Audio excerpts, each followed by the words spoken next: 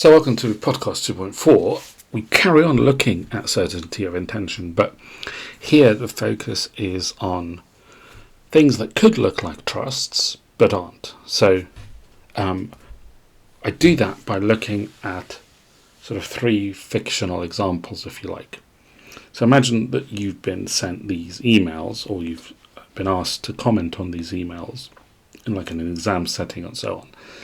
And quite often in an exam, at least the exams I used to set, I'd have things that looked like a trust as part of a problem question, but that were not trusts. So if we read each one, I'll then give you a commentary on how I think you should analyze them. So feel free to freeze this, read them for yourself, make a decision as to what you think they are. Hint: none of these are trusts, and then I will. Then you can carry on with the commentary, and I'll give you my analysis.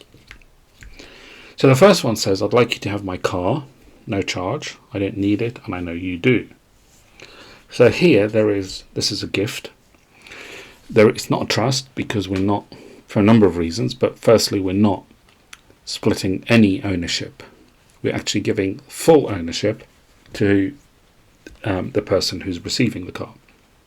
So there's no splitting of the legal title and the equitable title. So email 1 is a gift, not a trust. Secondly, I'd like you to have my car for you and your husband. I can let you have it for way below market value of $7,000 for $2,000 if you're up for that. Now this is I suppose you can analyze it as an offer to treat, or an offer for a contract. It's kind of hinting that there could be a split of ownership in the first sentence. I'd like you to have my car for you and your husband.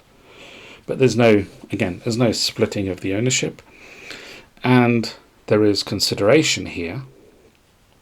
And again, trust does not have consideration. There's no kind of quid pro quo that happens within a trust structure.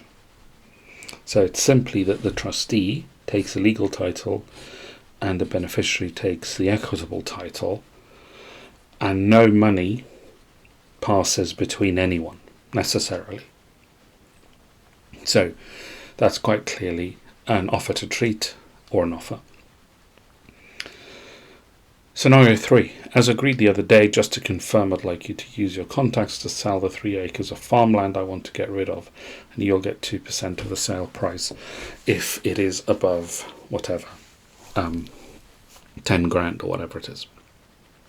So again, this is a contract, or rather confirmation of a contract, because a contract can be verbal. There's no splitting of the legal title and the equitable title. And this is creating something that is essentially an agency agreement, is how you technically describe it. And the agent isn't the same as a trustee. So where you've got two different roles, you might be tempted in a problem question to go, okay, that's a trustee and a beneficiary here. So the person who's going to go out and use their contacts as a trustee, and you could see the person who's selling the land as the beneficiary. That's not the case here, because no one is getting title.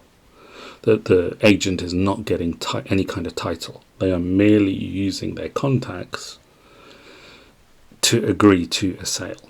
They're a representative, if you like.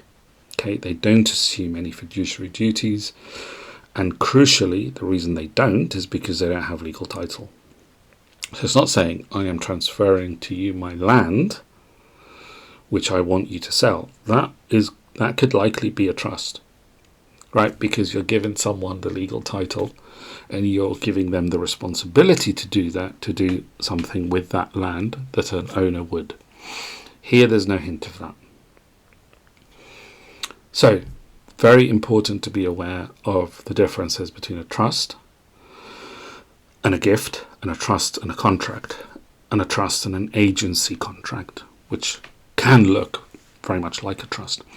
There are others which the textbooks talk about, And I think the most obvious one and the trickiest one to explain is the difference between bailment and a trust situation. So bailment is where someone looks after goods but doesn't assume fiduciary duties and doesn't obtain legal title, but is under certain common law duties to look after property.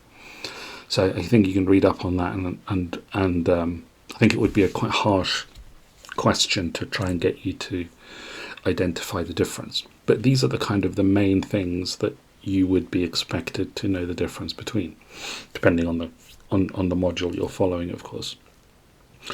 So I hope that's been useful. In the next podcast, I look at the issue of precatory words in certainty of intention. Precatory words are words that kind of imply moral obligation rather than a legal obligation, and are therefore not trusts. So until then, I hope that's been useful, and please do give me a like if that is something that you have enjoyed and benefited from. Thanks very much.